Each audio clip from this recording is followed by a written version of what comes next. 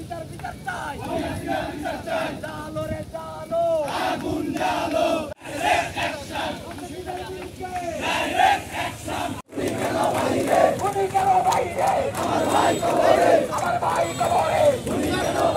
এই আওয়ামী লীগ প্রশ্ন আমরা অনেকেই বলে আসছি 5ই আগস্ট আমরা সমাধান করেছি, কিন্তু আমি দায়িত্বহীন কণ্ঠে বলতে চাই, যেদিন আমার ভাই আবু সাঈদের রক্ত রংপুরের জমিনে লাল হয়েছে, সেদিন এই বাংলার জমিন থেকে আওয়ামী লীগ রাজনীতি করার অধিকার হারিয়েছে।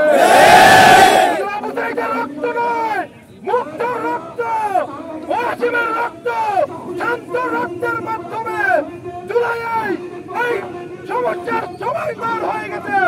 এই ইস্যুর বিবেচ্য হয়ে গেছে যে আওয়ামী লীগ আর এই বাংলাদেশে রাজনীতি করার অধিকার রাখে না।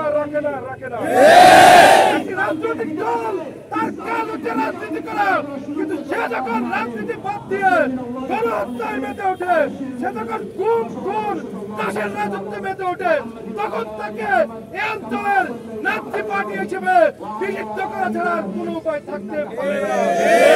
5 আগস্টে নিশ্চিত করে ফেলেছি আওয়ামী লীগকে বাংলার মাটিতে রাজনীতি করতে দেওয়া হবে না।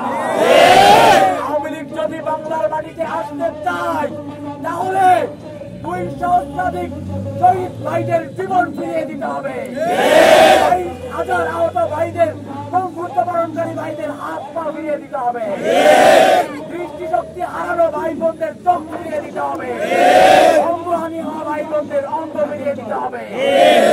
এই 15 বছরের ফ্যাসিবাদী কায়েমে, এই 15 বছরে যত মানুষ গুমের শিকার হয়েছে, হত্যার শিকার হয়েছে, তাদের জীবন ফিরিয়ে দিতে হবে। তারপরে আওয়ামী লীগ সরকার আওয়ামী লীগ বাংলাদেশের রাজনীতি করবে কি করবে না, এটা সিদ্ধান্ত জনগণ নেবে। আওয়ামী লীগকে পুনর্বাসন দিতে, সেটা সেনাবাহিনীর ক্যান্টনমেন্ট হোক, সেটা সেনাবাহিনীর বড় কর্তা হোক, বা আওয়ামী লীগের দোষর কোন রাজনৈতিক দল হোক, তাদেরকে বিন্দু পরিমাণ ছাড় ইনশাআল্লাহ দেওয়া হবে না। তাদের রাজনীতি করার অধিকার দিয়ে কারা বাংলাদেশের সার্বভৌমত্ব নিয়ে হরিকেলায় মেতেছে, আমরা তাদেরকে চিনে রেখেছি। তারা ভেবেছে ছাত্র জনতা হয়তো ঘুমিয়ে গেছে। আমরা স্পষ্ট করে বলে দিতে চাই, এই ছাত্র জনতা ঘুমায় না।